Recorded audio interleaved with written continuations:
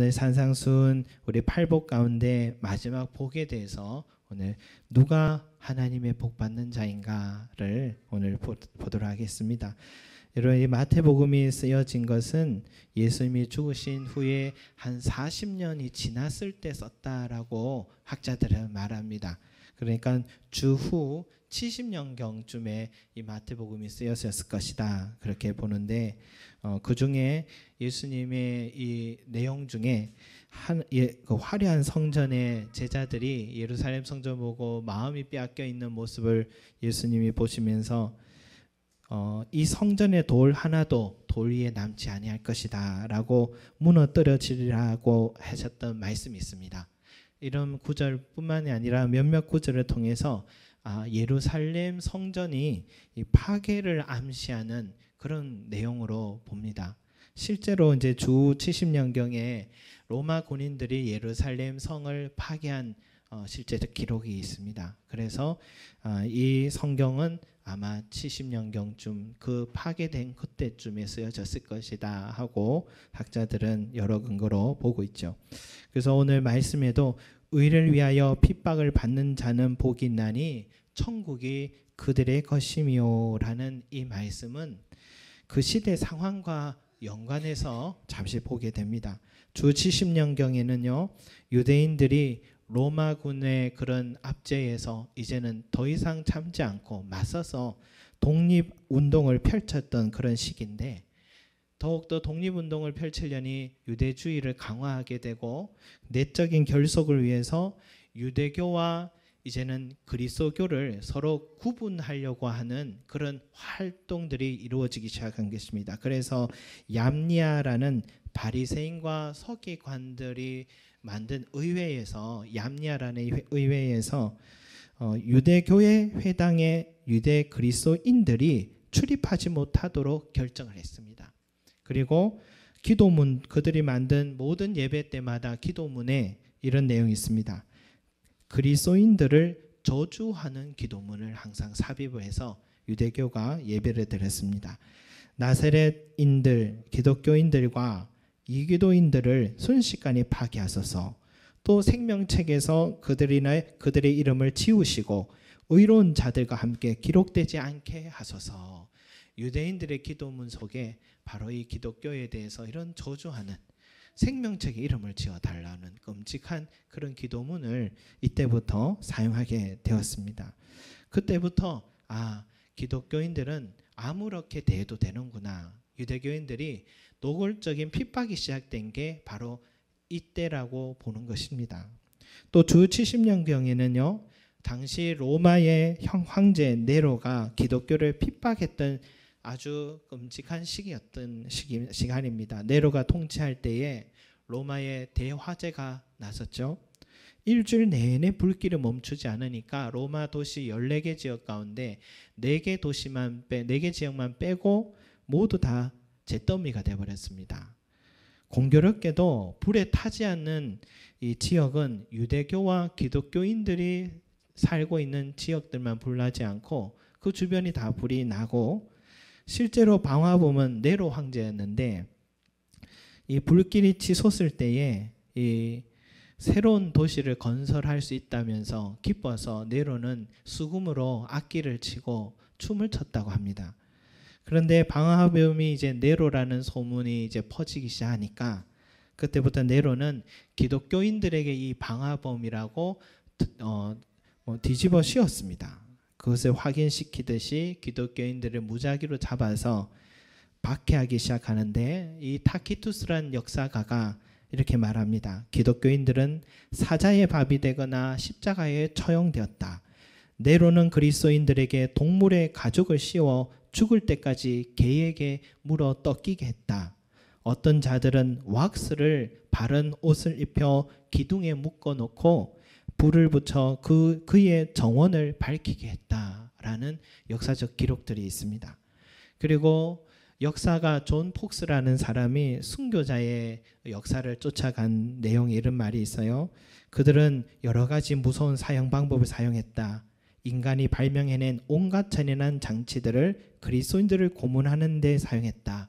찢어 죽이기, 돌로 쳐 죽이기, 뜨겁게 달아오른 철판 위에 올려놓기, 채찍질하기, 몸을 잡아당겨 극심한 고통을 주는 고문, 감옥에서 질식, 사나운 짐승의 먹이가 되어 죽게 하는 방법, 석쇠, 교수대, 황소의 뿔에 받쳐 죽이는 방법 등 더욱이 그들을 일으켜 죽은 사람의 시체들을 쌓아놓고 그대로 방치해두어 장례도 치르지 못하게 했다라고 기록하고 있습니다. 이 사람들이 순교자를 추적해 가보니까 빌립은 채찍에 맞아서 감옥에 갇혀 54년의 십자가에 처형당했고, 마태는 우리 이제 마태복음 있잖아요. 마태는 우상 숭배가 만연한 에티오피아에서 사역하다가 끝이 두세 가닥으로 갈라진 창에 살해당했고, 예수의 동생 야고보는 94세 때 유대인들에게 구타당하고 돌에 맞아 뇌에 손상 있고 순교했고, 안드레는 아시아에서 복음 전하다가 십자가에서 처형당할 쯤에 자기는 십자가를 사모하다 죽고 싶다 해서 십자가를 안고 밧줄에 묶여 매달린 채로 이틀 동안 더 복음을 전하다가 죽었다라고 기록해 두었습니다. 여러분, 이것이 바로 주 70년경 바로 그때 일어났던 일들이다 할 수 있습니다. 그러나 한편 보면 너무 오래된 먼 나라 이야기라고 우리가 또 와닿지 않을 수도 있는데, 이런 의를 위해 핍박받는 일은요, 사실 이 땅에도 일어났던 일이죠. 한일 합방 25주년쯤에 대부분의 이미 학교들과 사회에서는 신사참배를 하고 있었습니다. 신사참배는 뭐냐? 일본 천황의 부족이 기원전 7세기경에 등장을 했는데, 그때 태양의 여신을 최고의 신으로 섬기고 있었고, 그 신을 천황의 집에서 섬기기 시작한 겁니다. 집안에서. 그리고 국가를 중앙 집권하기 위해서 천황은 태양의 여신의 성육신 했다고, 자기들 조상들에게 집안에 성육신 했다라고 하고, 천황의 집안과 천황을 신격화하는 이데올로기를 만든 것입니다. 그래서 천황의 집안과 천황을 섬기는 제사가 바로 신사참배였습니다. 그 신사참배를 이제는 이미 사회와 학교, 일반 학교들 다 하고 있으니까 이제 기독교 학교 교장으로 재직하는 선교사들을 불러서 선교사들에게 기독교 학교 안에서도 신사참배를 하라고 강요를 하기 시작합니다. 그러나 선교사들은 이것은 명백한 우상 숭배다라고 확인하고, 대부분의 선교사들은 거부하기로 결의하고, 거부하면 학교를 폐교시키고 또 교장들을 쫓아내겠다라는 일본의 그 강압에 결국은 우상 숭배를 하느니 학교를 폐교하기로 결정을 한 일이 있었습니다. 그 중에도 어떤 사람들은 신사참배는 단지 교육적 차원의 일환일 뿐이다라고 하고 학교 폐교를 반대한 선교사들도 있기는 했습니다. 바로 이런 신사참배가 있을 때 우리 천주교는 아주 발빠르게 신사참배에 동참을 했고, 그리고 감리교회도 바로 이어서 총회에서 신사참배를 결의를 했습니다. 그런데 1938년 9월 9일 제27회 장로교 총회가 평양의 서문회 예배당에서 개최되었는데, 이날이 바로 우리 한국 기독교 장로회의 가장 치욕적인 날이었다라고 기록하고 있습니다. 그 현장에 있었던 사람이 이렇게 기록해요. 교회당 내외에는 수백 명의 사복 경관으로 완전 포위되었고, 강대 아래 전면에는 평남 경찰 부장을 위시해 고위 경관 수십 명이 긴 검을 번쩍이면서 기라성같이 자리를 잡고 앉았고, 총대들의 좌우에는 그 지방 경찰관 2명씩 끼어 앉았고, 실내 후면과 좌우에는 무술 경관 100여 명이 눈을 부라리고 서 있었다. 각 노회에서 여러분 이미 경찰들의 압력에 의해서 신사참배를 하기로 결의를 했기 때문에 총회에서 올라가니까 이런 분위기 속에서 각본에 짜놓은 대로 신사참배 결의 및 성명서 발표를 긴급 제안하는 목사님이 계셨고, 그리고 총회장은 떨리는 목소리로 이 안건이 가하면 예하십시오, 예라고 대답하십시오 라고 할 때 몇몇의 이 목사님들은 조용히 예라고 말했고, 그 외에는 전원이 침묵을 했다 합니다. 총회장은 아니면 아니오라고 하십시오라고 부를 물었어야 됐는데 부도 묻지 못하고 만장일치로 가결되고 선언해버렸다라고 말합니다. 몇몇 선교사들은 일어나서 항의를 하고 또 문제 제기를 했지만 이미 대세는 신사 참배를 흘러가버리는 그런 분위기였습니다. 그래서 그 총회 결의안이 노회에 통보되고 각 노회들이 각 교회에 통보함으로써 전국 노회들 각 지역들이 다 신사 참배를 하게 되는 상황이 이 땅에 일어난 것입니다.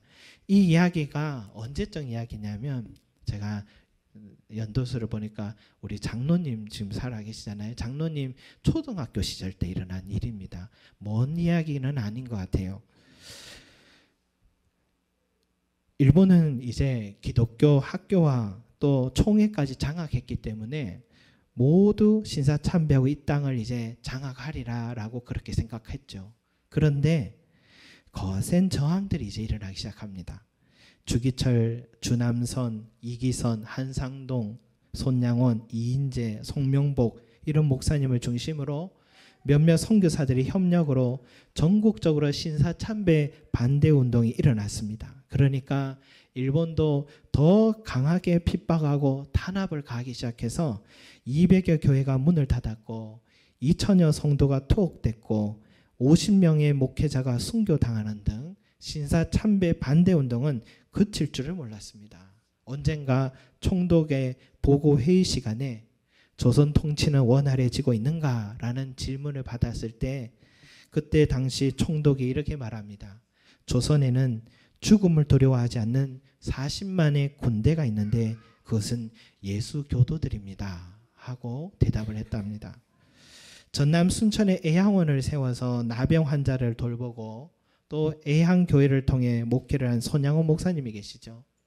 그는 조직적으로 신사 참배 반대 운동을 한 주기철 한상동 목사님과는 달리 자신이 섬기는 애양교회를 중심으로 신사 참배 반대 운동을 해왔습니다. 어느 날 그가 수요 예배를 드리고 또 집으로 오는 길에 갑자기 여수 경찰서 소속 2명의 경찰이 그를 연행해 가버렸습니다. 그리고 신문과 고문을 당하며 해방될 때까지 투옥되어서 생활하게 됐습니다. 신문관과 손양원 목사님의 대화를 기록한 자료를 보면 그가 얼마나 하나님을 사랑했는지 알 수 있습니다. 신문관이 이렇게 묻습니다. 그대는 일본 국가에 대해서 불만한 점이 무엇인가 하고 물으니까 손 목사님이 이렇게 대답했습니다. 가까운 예를 들자면 신사 참배 강요입니다. 신사란 황실의 선조인 천조 대신을 제사하는 곳인데 나는 일종의 우상이라고 생각합니다. 기독 신자는 하나님의 아들이지 천조 대신의 아들이 아닙니다. 기독교에서는 신자가 자기들의 조상에게 제사하는 일도 불의로 알고 있습니다. 성경 신명기 5장 7절, 출애굽기 20장 3절에 나 외에 다른 신을 위하지 말라 하였습니다 하면서 당당하게 얘기를 했습니다. 신사참배 거부로 5년 동안 투옥당한 생활을 또 마치고 또 송년 또 마쳤는데 그러나 그 시간 동안에 얼마나 건강이 악화됐는지 실명 위기까지 찾아왔습니다. 그 안에 있을 때 어떻게든 일본 경찰들이 이 손양원 목사님을 개종시켜 보려고 불교 관련 책자를 넣어주고 강제로 읽게 하고 감상문을 쓰게 하고 그것도 안 되니까 일본 스님을 불러서 이 손양원 목사님과 이제 대화를 하게 해서 어쨌든 개종시키려고 노력했습니다.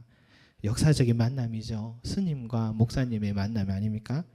그래서 스님이 자기 말에 설득을 아무리 해도 설득이 되지 않으니까 오히려 손 목사님의 반론에 할 말을 잃게 되니까 분을 참지 못해서 고래고래 소리치다가 손 목사님의 뺨을 때렸답니다. 그러니까 손 목사님이 성경에 원수가 오른뺨을 치면 왼편도 돌려대라 하셨습니다. 자, 제가 왼편도 내어줄 테니 때리세요 하니까 스님이 이제 이성을 잃고 손양원 목사님에게 덮쳐서 막 덮치고 때리려 하니까 감정 조절이 안 되는 스님을 간수들이 들어와서 끌고 나가는 일도 있었다 합니다. 여러분 그리고 손양원 목사님은 해방되고 다시 부임한 교회에서 설교를 하시게 됐는데, 설교를 하려다 보니까 교회당 안에 이미 신토 신상이 예배당 안에 설치되어 있는 겁니다.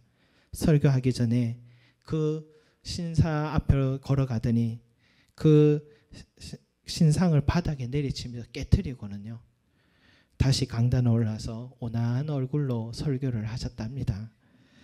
이외에도 의를 위해 핍박을 받는 자 많아요. 1884년 이 땅에 복음 들어온 이래로 한 2,400여 명의 순교자가 이 길을 걸었습니다. 먼 이야기가 아닙니다. 세상 사람들이 이런 사람들을 우리는 어리석다 하죠.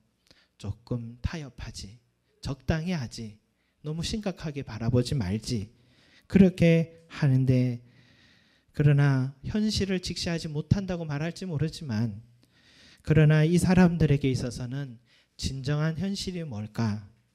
오늘 예수님의 말씀 속에 이 말씀을 진정한 현실로 받아들인 것 같습니다. 이러한 박해 속에서도 끝까지 버티고 생명을 잃는 한이 있어도 예수님의 이름만을 사랑하는 자, 천국이 그들의 것이다. 그게 성경의 현실이요, 이 현실을 그들은 받아들였던 것입니다. 예수님이 말씀하신 이 마지막 복은요, 오늘 살아가는 저와 여러분들에게도 동일하게 그대로 적용됩니다. 우리가 이 시대 속에 의를 위해 핍박받는 것은 뭐냐? 베드로가 관리들에게 붙들려 갔을 때 더 이상 예수님의 이름을 전하지 말라고 할 때 베드로가 뭐라 합니까? 하나님 앞에서 너희 말을 듣는 것이 하나님의 말씀을 듣는 것보다 옳은가 판단하라. 여러분, 우리에게도 어떤 모습으로 다가올까요? 하나님을 택할 것인가, 세상을 택할 것인가? 지금도 우리 자신에게 늘 이 질문은 찾아올 수 있습니다. 순교자 시대처럼 고통과 위협으로 이런 짐을 던질 수도 있고, 지금 시대처럼 물질과 또 내 안위를 위한 유혹으로 내게 다가올 수도 있는 겁니다. 최근에 한 중소기업 사장이요, 전 직원을 폭행하는 장면이 큰 화제가 됐는데, 우리 기자가 피해자에게 왜 가만히 맞고 있었냐라고 하니까, 또 옆에 있던 그 많은 직원들은 왜 가만히 다 앉아 자기 일만 했느냐 하니까, 그 사장이 그 분야에서 또 영향력이 대단해서 저항했다가는 더 이상 밥을 먹고 살 수 없어서 그래서 참은 거라고 얘기합니다. 그걸 보면서 참 우리나라가 인권이 발달한 것 같은데도, 발전한 것 같은데도 여전히 돈의 힘이 이렇게 무서운 거구나. 한 사람의 인권이 이렇게 짓밟히는데도 그 영상에 옆에 책상에 앉아서 자기 일만 하고 있는, 돕지 않는 다른 직원들의 모든 모습들, 우리 모두 그 영상을 보고 환멸을 느끼면서도 내면 한 곳에서는 언젠가 나도 저런 현실을 맞닥뜨리고 상처 입었던 내 모습을 떠올리게 되기도 합니다. 그러나 여러분, 모든 순교자들은 삶에 대한 두려움이 찾아와도 예수님을 선택했습니다. 여기에 생명을 잃게 되는 두려움도 분명히 있는데, 그러나 그들은요, 영원한 나라를 얻을 수 있다는 소망을 갖고 있었습니다. 그 소망이 없었다면 그들은 그 길을 걷지 못했을 것입니다. 예수님의 말씀을 순종하지 못했을 것입니다. 여러분, 이 세상에서도 평안하고 늘 형통하게 살다가 죽어서도 천국에서 평안히 살 수 있으면 금상첨화지요. 그런데 다 소유할 수 없는 것 같습니다. 그게 현실입니다. 잠시 나그네와 같이 지금 여행하는 중이고, 그러나 우리는 분명히 본향으로 또 돌아가게 된다는 것이 성경이 우리에게 말해준 현실입니다. 눈앞에 보이는 세상보다 여러분, 천국을 바라보시는 저와 여러분들이 되시기 바랍니다. 돈의 힘과 폭력으로 내 삶을 짓누르려는 사람들보다도 우리의 영혼까지도 좌지우지할 수 있는 하나님을 더 두려워하시기 바랍니다. 이 세상의 잠시 누릴 평안보다 영원한 행복을 선택하는 저와 여러분 되시기 바랍니다. 그 누구보다 예수님을 사랑하시기 바랍니다. 순교자들 그들도 사실은 그 길을 걸을 수 있는 용기까지는 원래 없었던 사람들인데, 예수님을 더 사랑하니까 그 일을 선택할 수 있었던 것 같습니다. 오늘 찬송 가사와 같이 유혹과 핍박이 몰려와도 주 섬기는 내 마음 변치 않아 했던 그 마음과 같이 예수님을 사랑하니까 사탄이 환난과 고통으로 내 신앙을 흔들어도 내 믿음이 흔들리지 않고, 또 이 시대처럼 유혹으로 내 믿음을 흔들어도 허영에 빠지지 않고 진리를 선택할 줄 아는 그런 힘을 얻게 된 것입니다. 여러분, 이 시대도 피를 흘리는 순교자는 아니어도 이 시대도 순교자의 삶을 살 수는 있습니다.